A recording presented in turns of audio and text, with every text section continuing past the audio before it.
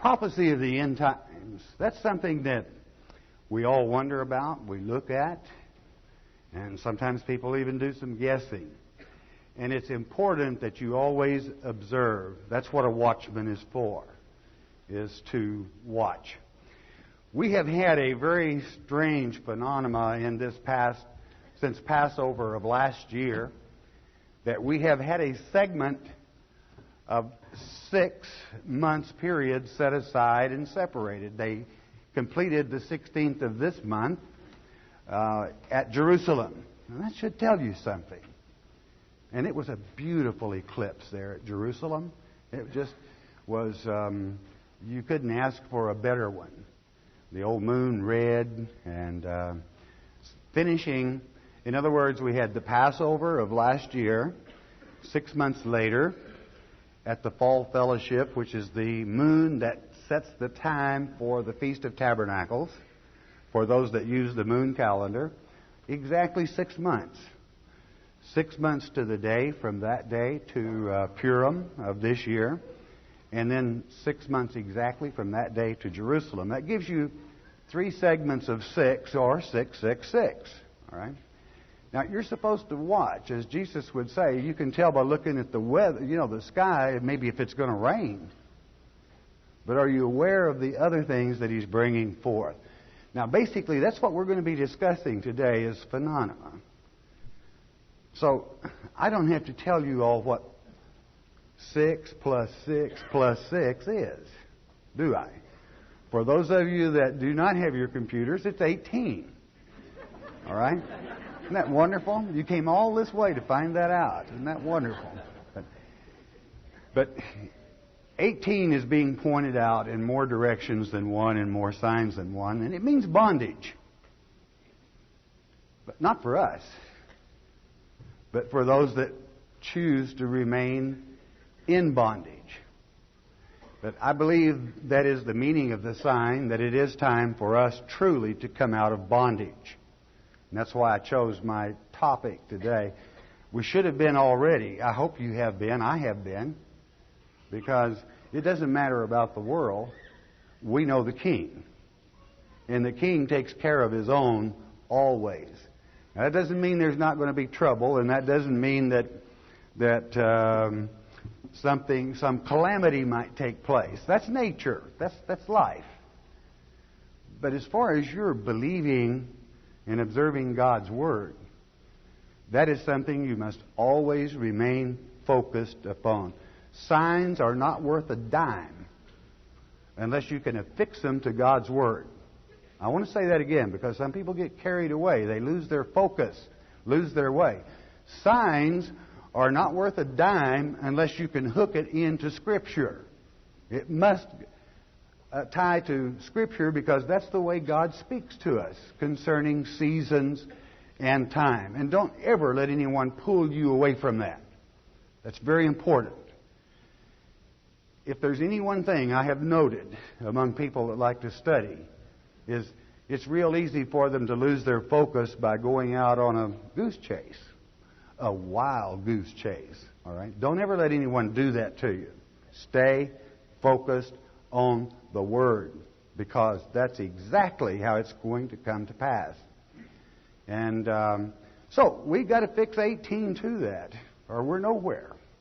What's 18? Well, biblically in numerics it means bondage. So if you would to begin this communion, it was hard to tie this into communion, incidentally.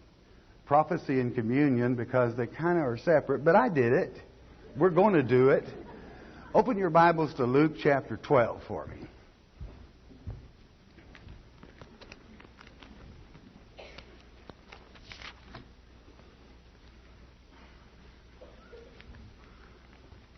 Luke, right there in the New Testament.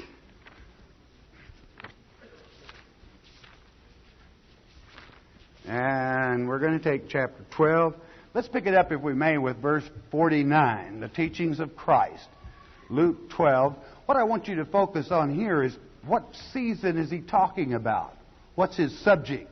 And it's important that you be aware of that. Verse 49 reads, I am come to send fire on the earth. And what will I if it be already kindled. Well, what fire is that? God is a consuming fire.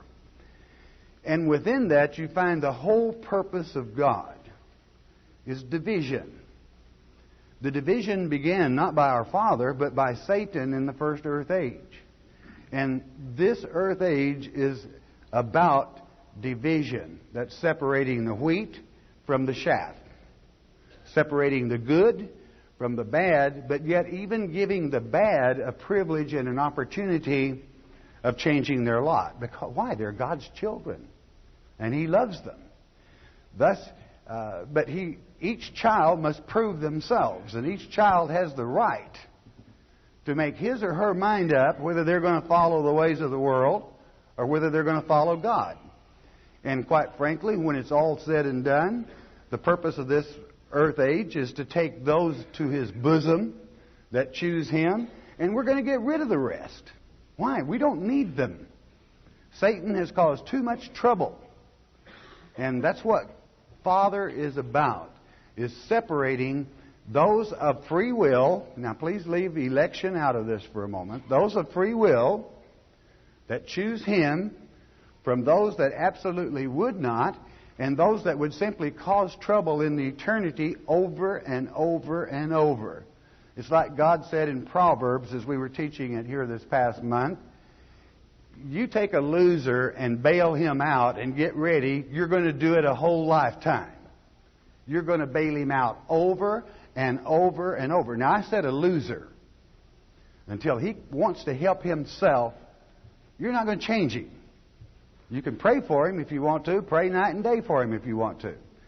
But God gave that person free will, and until they're ready to help themselves, hey, sometimes, as Paul did one, you have to throw them back to Satan and let them learn the hard way. But He came to bring a fire. And what does that fire do? Well, have you ever seen silver smelted?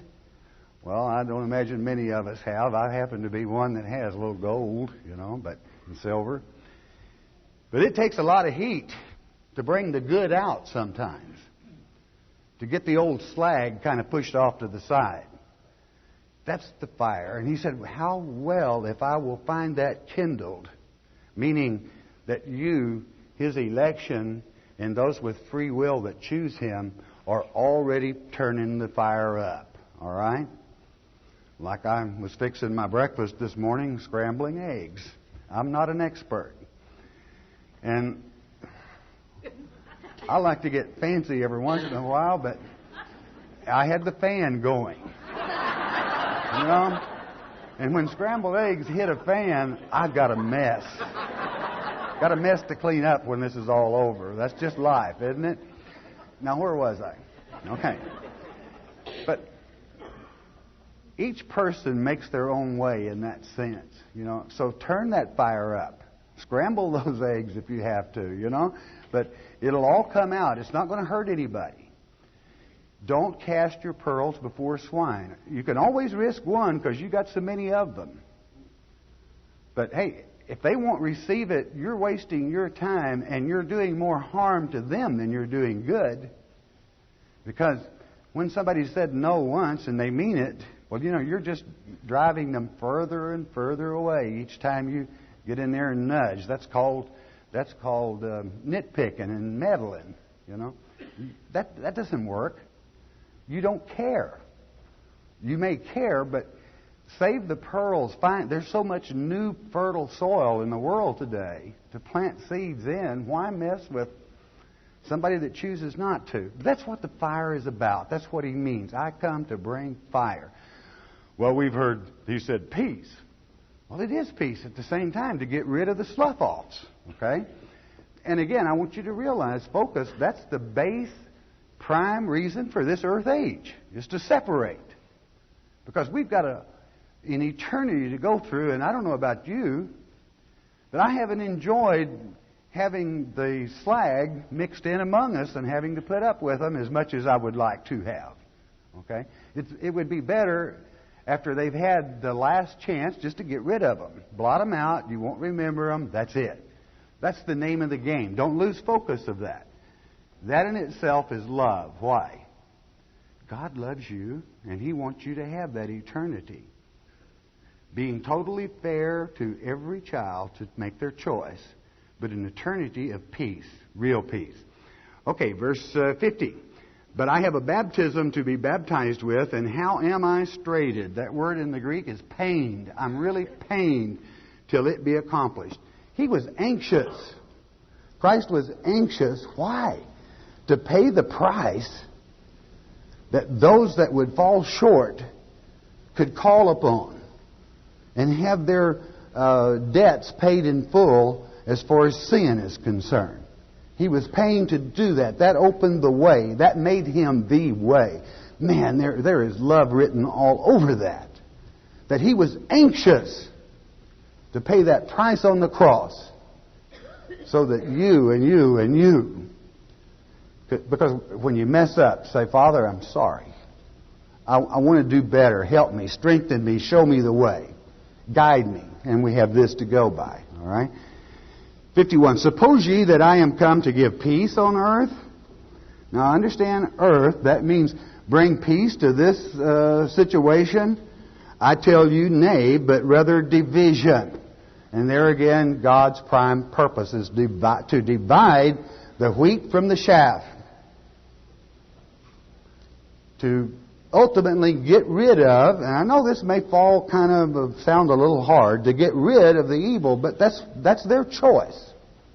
And if they choose that, then so be it. But that's the purpose of God's reign in this particular earth age. Division, I don't imagine too many of you are familiar with that, but listen to what he tells you here, advises you that could happen to you. 52. For from henceforth there shall be 5 in one house divided, 2 against 2 and 2 against 3. We're speaking about in a religious vein. Have any of you ever had a member of 5 relatives and some of them have a little different input than yours? There's a division, right? And there you go. And always your relatives are so very wonderful. When they won't receive the seed, love them still yet. Okay? Be a brother or an uncle or an aunt, and don't preach at them if they have already refused the seed. But enjoy them. By setting the example, you're doing more good than in any other way. But you're going to have division. That's what it's about. Is separating, again, those that choose to go the way of the world and those that choose to go to the kingdom. That's the way it goes. 53, the father shall be divided against the son, and the son against the father, the mother against the daughter against the mother-in-law against her daughter-in-law, and the daughter-in-law against her mother-in-law. He covers all bases. Even though they're relatives, you're going to have that division. Again, love them, pray for them, but don't try to push your beliefs off on them. Rather, set the example of God's blessings in your life, and pretty soon they take the hint, because I promise you God's blessings will be in your life. I can do that because He has. And it doesn't take people long in a family to see who's blessed and who isn't. And especially in this particular generation where you get somebody, let's say, that's hooked on some drug or something. That's not all that uncommon. You don't know how many letters we receive of people saying, thank God you've changed my life. I'm no longer hooked. I'm not on drugs. But it wasn't the chapel that did it. It was the Word of God. It's strong. It's powerful. And He gives touches. If they have the unction to help themselves, He's going to give you all the help you need. But you must first want to help yourself. 54. Now, incidentally, think with me for a moment. What time is he talking about there specifically, though? When he said it would really come to a head on that a mother would even deliver a daughter up to death. I want you to think about the season he's talking about. That's very important. He's talking about you. He's talking about this generation, the generation of the fig tree. 54. And he said also to the people, when you see a cloud rise out of the west, straightway you say, there cometh a shower, and so it is. It's going to rain tonight, and sure enough it does. I mean, here you have all these things you look at, and it's just as natural as it can be for you to become a weather forecaster. You know, you can tell. Well, you see, what he's telling you is, I use those same things for signs too.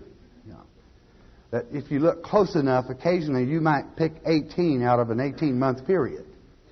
Okay, and realize I'm rattling your chain. I want your attention. I'm trying to tell you something. And 55. And when you see the south wind blow, you say, there will be heat, and it cometh to pass. Naturally, the south would be off the desert in this case, and you get wind off the desert, and yep, it's going to be hot. Okay? Well, his signs are just as simple, okay, if you observe. 55. You hypocrites. You can discern the face of the sky and of the earth, but how is it that you cannot discern this time or any time as far as that's concerned? They've got to live from day to day because they don't have God's blessings, and they don't have the time that some do that God has blessed. And so they're behind the 8 ball, and they're going to stay that way until they decide they want to help themselves. Then you can make a difference. 57. Yea, and why even of yourselves judge ye not what is right? I mean, can't you tell right from wrong?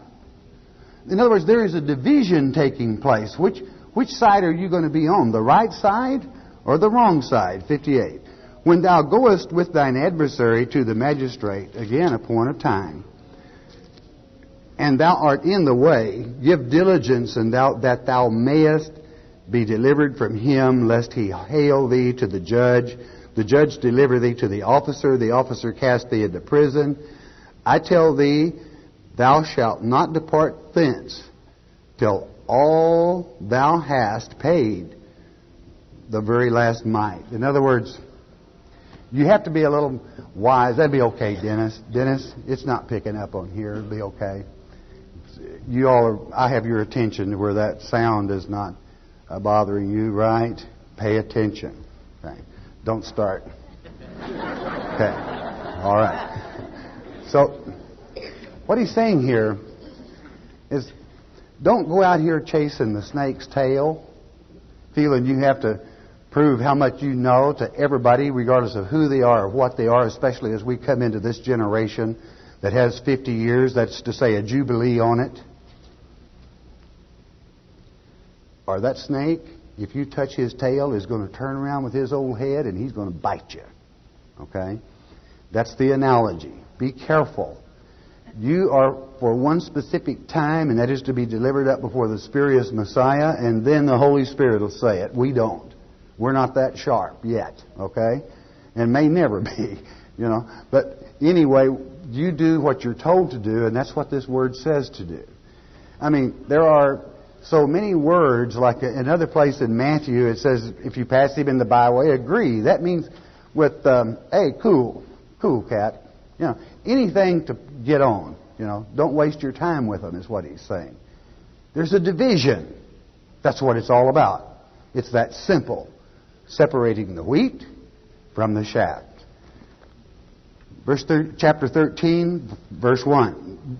There were present at that season some that told him of the Galileans whose blood Pilate had mingled with their sacrifices.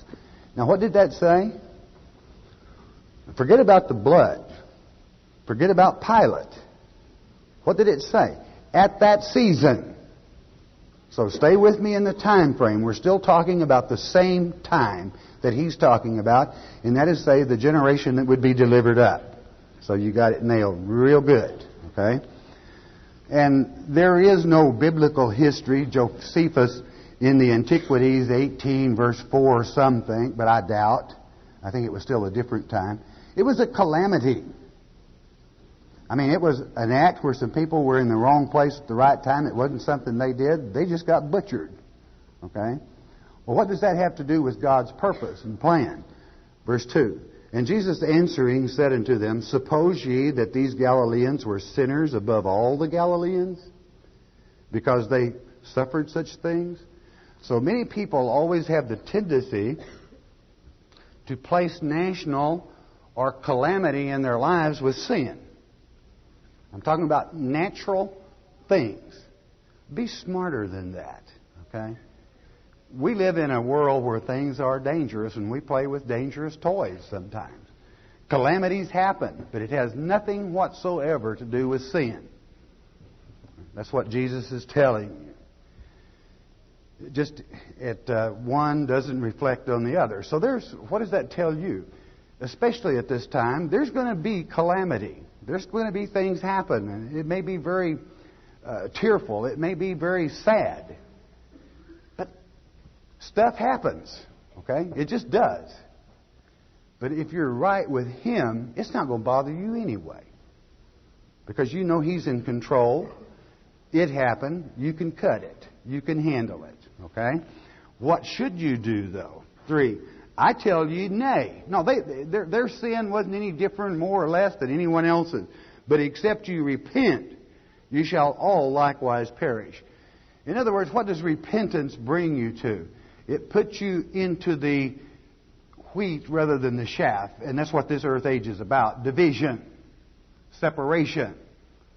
Lining the ducks up in a row. All right? Getting your acts together. And to be repentant. He said, I'm paying to pay that price on the cross. And you see, when you repent, it's paid. So you don't even have to talk about sin. That is to say, in your life, once you've repented, He doesn't want to hear about it again. Don't put yourself on some guilt trip. And let that slow you down in your Christian work, saying, well, I'm just not good enough. None of us are. And none of you should ever claim to be good enough to really serve the kingdom. But He was, and that's what's important. And you're His servant. He paid the price. You're forgiven. Then you're worthy. That's what repentance does for you. But natural calamity doesn't have anything to do with it. Verse 4. Are those 18, there's that number, isn't it? Bondage. Those 18 upon whom the tower of Siloam fell, and slew them. Think ye that they were sinners above all men that dwelt in Jerusalem? What was this tower of Siloam? The only way you can do is to take a scholarly view of it and know that as it is written in Nehemiah, that above the pool of Siloam, there was a tower that stood out. It was away from the wall, very near the Tower of Ophel. The best gold there is. This evidently fell and killed 18 people. Now, there's more to this. 18 being bondage, I want you to really think. Because within the past 18 months, there's been some very difficult things have happened in relationship to that tunnel that begins the network there at the pool of Siloam, or where the Tower of Siloam was, okay? Going back in through the waterworks and so forth, there was almost war over it. Our dear president even said to Menachem Begin, who gave you permission to open that tunnel? You want to know what Netanyahu told him? Well, we won't have to go into that, okay? He let him know in a very nice way it was none of his business, okay? And maybe Bill consented to that. I don't know. Here in Arkansas, you know, he consented to anything that would make a dog hunt with him, you know. I love my presidential office, okay? Don't ever say I don't. I said I love the presidential office, okay? It's a wonderful thing. But here in Arkansas, we know Bill real well. Have for many, many years. Okay. Now, that's a digression, I assure you. But there you have bondage. Those 18 that happened to be standing there, and look how here it comes, wham! Down comes the tower and killed every last one of them. What kind of sin had they been doing? God must have really wanted them. He caught up with them. Well, and remember, it happened to Jerusalem. 5, I tell you, nay, no way. But except you repent, ye shall all likewise perish. That's the wheat and the chaff. What happens to the chaff? The fire is going to catch it. It's going to burn. It's not going to be with us any longer. The choice is yours. The choice is to the people of the world. I don't know. Do they listen? Or, well, I've got this life all figured out and I can get by myself. Thank you all the same. I know I know where my paycheck comes from, and I know how to work hard, and I'm just a good old boy, and I don't care about all that stuff. I just want to get by. Well, you better pray for that one pretty hard, because hell is going to be full of good old boys, okay, that get by if they don't repent. That's what's important. I mean, it's going to be jam-packed with them. Calamity has nothing to do with sin. It happens. Now, of course, we have many built-in mechanisms that if you go up to that tower and that old thing's got cracks in it that wide and it's kind of trembling like this, what does common sense tell you? Don't go under the tower. Or your car has this little speedometer thing on it. This guy said, I don't know why God let me have that wreck. Well, he was doing 120, you know. God didn't have anything to do with it. Neither did Satan. His foot did, all right, because he was thinking through his foot instead of his head. So calamity has nothing to do with sin. People bring their own troubles upon themselves, and rather than to stand up and play the man and say, boy, did I mess up, they got to find an out. And you can't help someone as long as they're in that mode. Just can't hardly help them other than set the example. So that is bondage. Let's go ahead. Verse 6. He spake also this parable. A certain man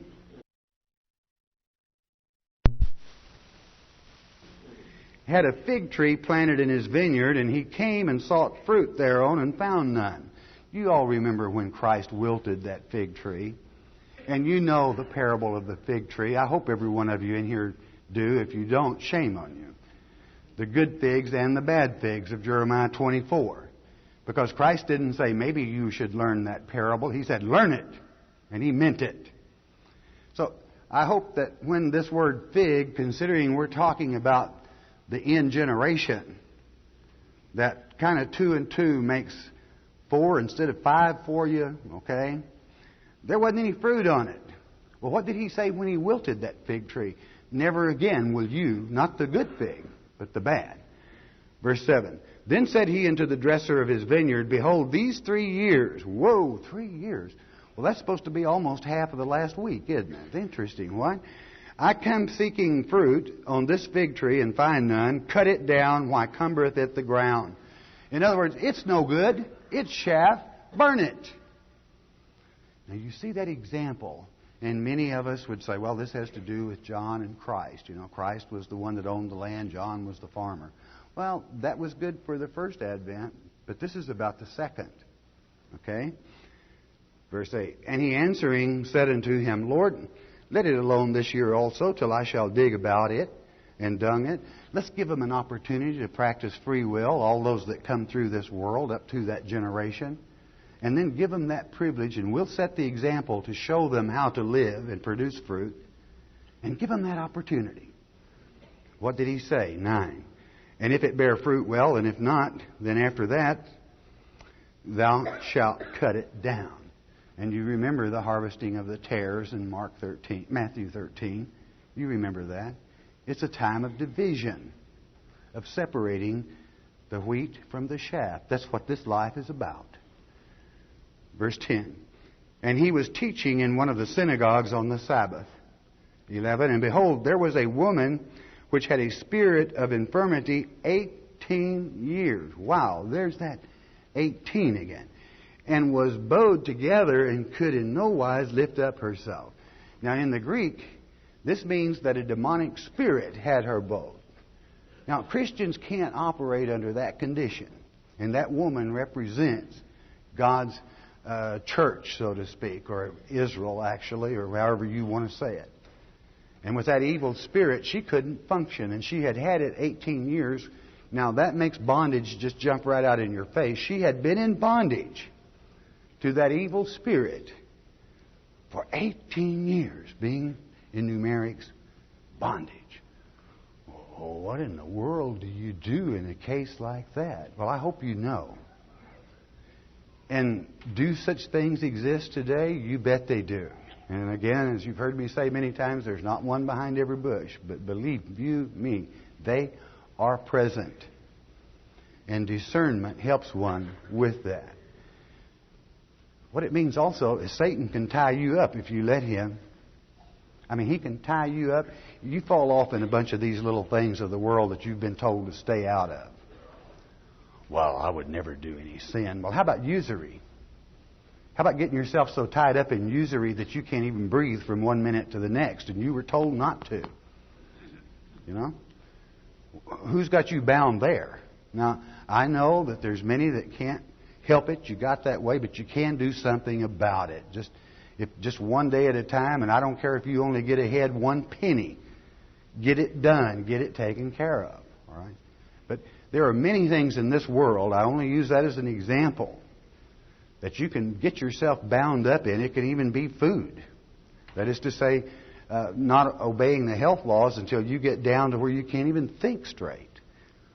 You wake up every morning and you got cobwebs up here that you just can't quite shake because your nutrition has gone down to the point that you can't get your motor going. It's important. It's not a sin unto death, certainly. But you got to stay fit if you're going to serve in the kingdom. He wants the best. Well, I shouldn't say that. He wants all of us. And sometimes He'll take the poorest and the most unlikely, yours truly as an example, and use them to plant seeds. He does you. And I'm not going to say that about you. But I'm glad God picks the elect, because there's some I might pass over. I don't know, you know. That's not our business. That's the Father's business. And whosoever He chooses, hey, I can ride with them. We'll do fine. You know, that's the attitude you've got to have. Okay? So, Satan will bind you if you allow him. Don't put up with it. And there are so many devices in this generation that you can fall into like that. I don't want anybody... There's nothing wrong with borrowing to have a home. You should have a home. Because in that case, there's no way many people could cough up enough to buy a home. And yeah, you have to pay usury. That's fine.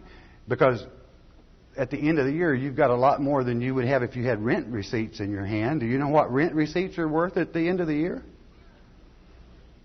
It'll go in the fire. They're worthless. Okay? You didn't gain anything. Anyway, different subject for a different time. Bondage is all around us.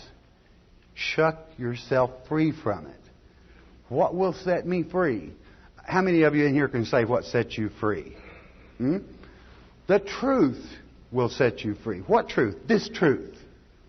God's Word will set you free if you'll listen to it. If you focus on it. Keep your mind on it. Like I'm trying to have you focus on 18. This poor woman was in that bondage. 18 years. What did He do about it? Isn't that your example? 12. And when Jesus saw her, He called her to Him and said unto her, Woman, thou art loosed from thine infirmity. No ifs, ands, or buts. You're loose. Why? He used her as an example. Has He ever used you for an example? You probably don't know. I wouldn't know. But He uses people as examples to other people, maybe to save a soul, if you're in His hand, and He has His hand on you. 13. And He laid His hands on her, and immediately she was made straight and glorified God. Why? She was free. She was free of bondage. At 14. And the ruler of the synagogue answered with indignation. I mean, we got the head church boy here, and we got a man that a miracle was performed right on his property, and it kind of took away from his being, if you know what I mean. That's why he was mad. Or if he could have only have done that, you know. Because that Jesus had healed on the Sabbath day and said unto the people, There are 6 days in which men ought to work. Think about 6 dispensations if you want to take this to a deeper level on your own. I'm not taking it there. In them, therefore, came and in them 6 days, come and be healed, and not on the Sabbath day. Well, let me tell you something. When you use common sense, did man heal there on the Sabbath day? Does man ever heal on the Sabbath day? Not likely. Who does? God. Now, this is kind of like some Peckerwood telling God, you can't do that. That's not healthy either, okay? Peckerwood is an old Arkansas term here that means a red-headed woodpecker that doesn't know what he's pecking on half the time, okay? So it makes him a little dingy. 15. Isn't that wonderful how we throw these bits of wisdom in here, you know? 15. The Lord then answered him and said, "Thou hypocrite." I'm sure this really made his day. You hypocrite. In my own church, you would say that to me. "Thou hypocrite, doth not each one of you on the Sabbath loose his ox and his ass from the stall and lead him away to watering?" Well, yeah, but I got money invested in that dude. That's my best donkey. You know, got to take care of him. 16. "And ought not this woman, being a daughter of Abraham, whom Satan," you underline it, "whom Satan hath bound," she wasn't sick. Not that way. "Satan hath bound, lo, these 18 years," and he throws that right in your face. Can you see the signs? "Be loosed from this bond on the Sabbath day." Who is your Sabbath today? Christ is. What does Sabbath mean? It means rest. And you're not going to find any rest except in Christ. And He's every day. And if you're a child of light, you're never in the night anyway. It's all one day. And it's fine to heal on whatever day where you find Satan working to shake his bush. All right? To shake it good. And to jar loose whatever he's trying to bind if you can. Because you have power over him and you don't have to put up with that stuff. Luke, this same book, back in the 10th chapter, in the 18th verse, he gave you power over all of your enemies. Why do you put up with stuff from them? You don't have to. You're wise enough to make a change. Think about it. Christ loosed her from bondage.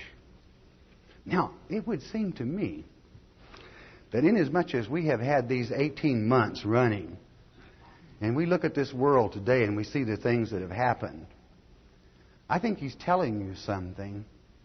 I think He's telling you that there is no need in you being in bondage.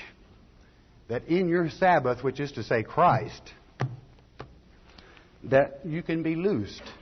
He gave you the power. Use it. Use it. You sure at this time do not want to be held in that bondage. Be free. It isn't the government that sets you free, though one can be helpful. But you can be free under any government spiritually by being freed by He who freed this woman from bondage. 18.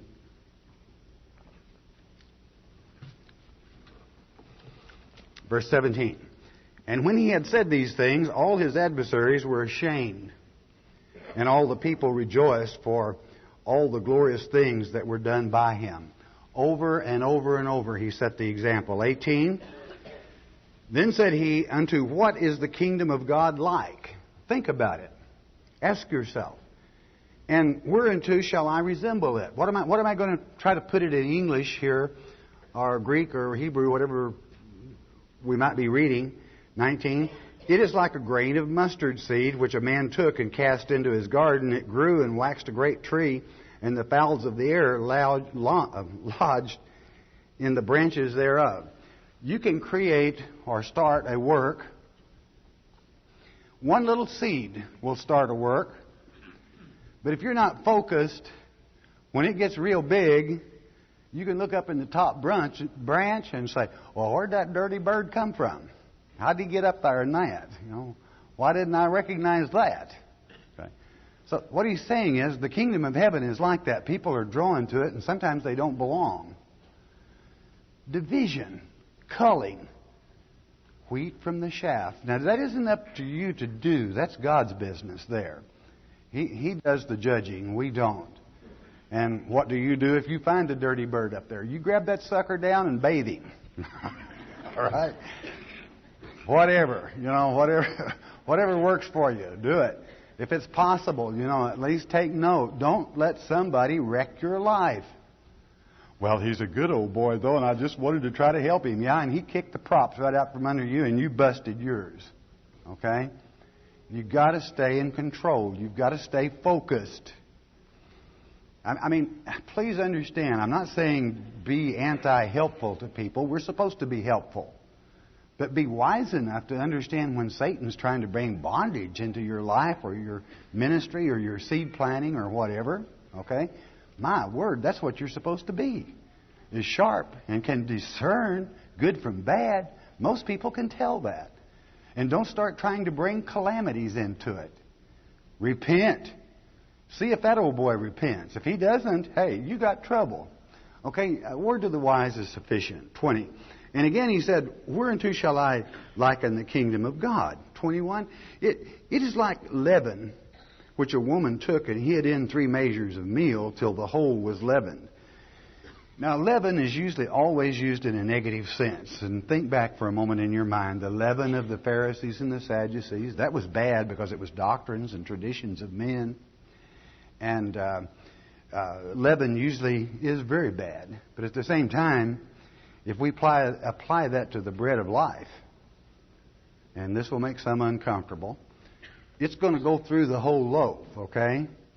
So whatever comes in that establishment or study or your thought process that you allow to slip in that hasn't been tried and tested by the Word, not by men, not by what some man must say. Never, when somebody starts gossiping around you, ask for facts and document it. Say, hey, I don't listen to stuff that's just put out. I want to get to the facts because there's 2 sides to every story. Okay, you can never discern if you don't have all of the facts. You're puffing in the wind, and it seems like some people are so anxious to jump to that. Did you hear what they said about Rosemary? You know, right away. Whew, Rosemary must have done something really bad. I'm trying to think of the lady's name in the Apocrypha. Roxanne? No. Suzanne. That's close, you know. You know, rocks get in the way. But anyway, Suzanne. You know, don't fall into that trap. The wise never jump to judgment. You've got to see both sides, and you've got to be patient. Okay. I don't know how we got off in that quite, but that's how stuff works into your tree, and that's how it'll get into your dough if you let it. All right? In more doughs than one. Remember the bread of life. He is the living Word. Stick to this book. Focus on it. You'll be fine. Because there's a division coming. And I hope you're in the right group. 22. And he went through the cities and villages, teaching and journeying through Jerusalem. Then said one unto him, Lord, are there few that be saved? And he said unto them, now listen carefully. 24. Strive. Now stop right there. This word strive in the Greek, agonizomai, it means to contend with an adversary. It means fight with the adversary. So you know Satan was just cast out, right? You got it? Okay? To contend with the adversary, to enter in at the straight gate. For many, I say unto you, will seek to enter in and will not be able. Now stop and think a moment. How many people claim to be Christians in the world today? Or followers of God? Leave it open. Open-ended. How many of them are going to be deceived very soon by this Satan by going into his bondage thinking he is Christ when he's the fake? Remember, we're still in that time frame of this fig tree generation. Don't fall away from that. Stay focused. There are going to be many that think they're dandy fine. And unfortunately, they wake up and they better be thankful to the Father that there's the millennium. And again, a word to the wise is sufficient. Now, many people will take this, there's just going to be a few people in heaven. That's what Jesus said. No, it isn't. That isn't what he said. Okay? But be that as it may. 25. When once the master of the house is risen up and hath shut the door, and you begin to stand without and to knock at the door, saying, Lord, Lord, open unto us. And he shall answer and say unto you, I know you not whence you are. I don't really know you. See, it's that simple. That's why you need to stay focused. That you know who the true Christ is. That you don't let Satan put you in bondage with a bunch of false teachings. Because it'll get in your tree. Well, what kind of false teachings would they have? How could they possibly work something false in such a nice thing as a church? Oh, fly away, oh glory, love, fly away. I've never had a voice lesson, believe me. Shows, doesn't it? Or We go into the Sunday school class, look at that big apple that snake is handed to that nude woman. It's happened. There it is on the church wall, you know. Hey, it is sad, really. Very sad. False teachings abound, and hey, when he shuts that door, there is a day that it's going to be too late to take part in the first resurrection. And again, they better be thankful for the second resurrection. Will they get their act in there? I don't know. That's up to them. But he says, I don't know you. 26. Then shall ye begin to say, we have eaten and drunk in thy presence, and thou hast taught in our streets. We heard it. They may have heard it, but they listened to too much other stuff. Okay? They didn't focus. And beloved, I know of the last 5 years you've heard me ram that word focus and just over and over and over. But I'm telling you, you're in a generation that you must focus, because there's going to be things happen that will deceive even the elect if it were possible. I don't want to see that happen to you. Focus. We heard the real truth taught in our streets. 727. But he shall say, I tell you, I know ye not whence ye are. That means you can't come in. Depart from me, all you workers of iniquity. Well, how in the world could Jesus call a church member a worker of iniquity? I'll fly away, oh glory. You got to think, okay? False teaching, by however you dress it up and put nice frills on it, is false. Okay, that's all. It hurts people. It really hurts people. Well, it doesn't seem like it would be that important to me. Well, it really doesn't matter how important it might be to you. It's according to how important it is to our Father. Okay, He doesn't like it. 28. There shall be weeping and gnashing of teeth when ye shall see Abraham and Isaac and Jacob and all the prophets in the kingdom of God, and you yourself thrust out. Do you know what that's saying in a real nice way? If you don't have the key to David to get in that door, sorry, sucker. You're not good enough. So you better know the key of David, and you better have absorbed it, and you better have watched and focused on it. 29. And they shall come from the east and from the west and from the north and from the south, and shall sit down in the kingdom of God. 30 to complete. And behold, there are last which shall be first, and there are first which shall be last. Do you know what he's talking about there? Think of the time. God's elect overcame. I chose you before the foundations of the world. They were first there, but they're in the last generation, the fig tree generation, here. And there you are. There you are. Christianity is not a religion. It's a reality. It's your life. And do not place your mind on the calamities as much as you do the bondage. Because if you don't recognize the bondage, it will have you hogtied before you wake up and realize it. And you might have difficulty getting away from it. So think. Well, it's rough in this. There's nothing rough. This is the softest generation I've run across in my life. And I guess it's the only time I've lived, so it better be. But be that as it may. But I can remember back when it was really rough. And I'm not going to give you that old Depression story, but if you had lived in it, you'd know what I mean. It was rough then. It is so easy now that there's no excuse, really. If you're smart, if you're wise, if you have focused, it is so easy to beat Satan at his own game that you can just laugh and have a good time while you're here in this flesh body. How I love to take names and kick dragon, you know. From the east, the west, the north, the south, our Father has blessed us so much in this last 18 years. All over the world, touching souls. Do we deserve it? I don't know. I guess so. I guess we do. Okay. Now, we're going to go to Matthew 26. I have one thing to say. Stay focused.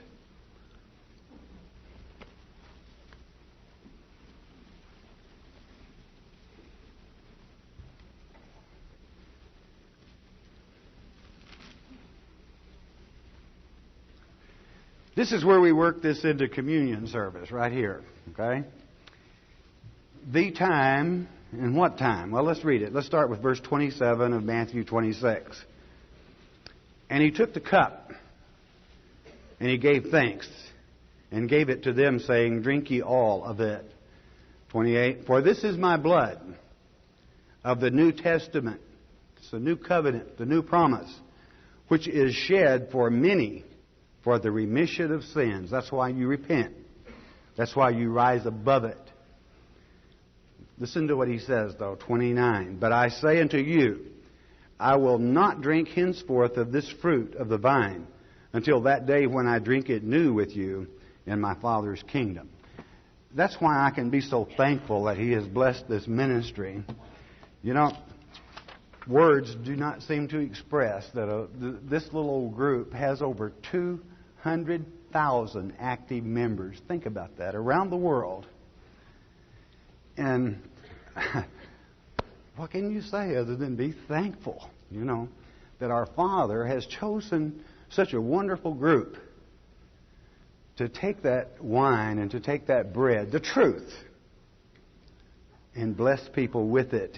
That is to say, he blesses them with it. 200,000 active members. Do you know how many inactive?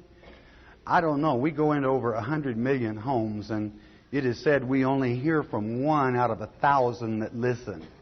Think about that.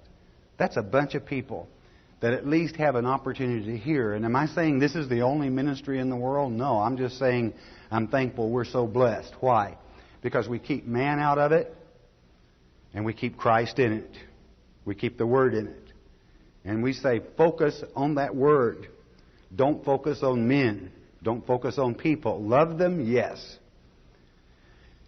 If any person has hard feelings at you because you will not listen to them and turn aside from the Word to bring in some little pet theory, they're not your friend. Don't give up on God, and because that's what you do when you do that. You give up on God's Word, and hey, you're going to pay. You're going to suffer. I'm sorry. And boy, if you've got a lot, He expects a lot from you, and He will beat you with so many more stripes than He would somebody that doesn't have much. Okay, that's very scriptural. If we had started back in the about 6, 7, 8 verses before where I did, we would have read that today in chapter 12 of Luke. So if you got a lot, He expects a lot from you. By that I mean in your teaching people, studying with people, planting seeds, using good judgment, practicing common sense. So we come to that time, as we do about 4 times a year, in taking of His Holy Communion. That bread is His body. And He received the stripes for it. I truly, from the bottom of my heart, do not believe that it will be long till He will return to drink it anew with us. And He expects good things from you until that day comes. We will continue in